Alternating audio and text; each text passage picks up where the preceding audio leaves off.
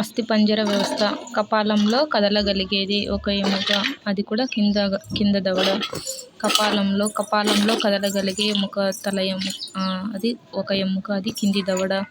ఫేస్లో 14 ఎముకలుంటాయి. మన ఫేస్లో 14 ఎముకలుంటాయి. కపాలం అంటే టోటల్ పుర్రెలో ఒక ఎముక మాత్రమే కదలగలిగేది ఉంటుంది, అది కింది దవడ.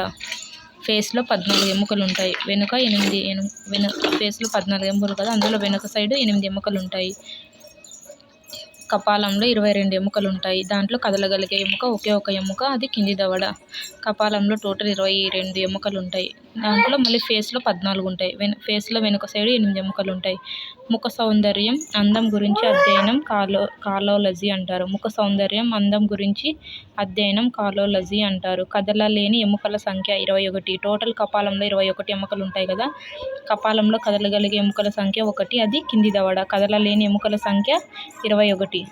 చెవిలో ఎముకల సంఖ్య 6.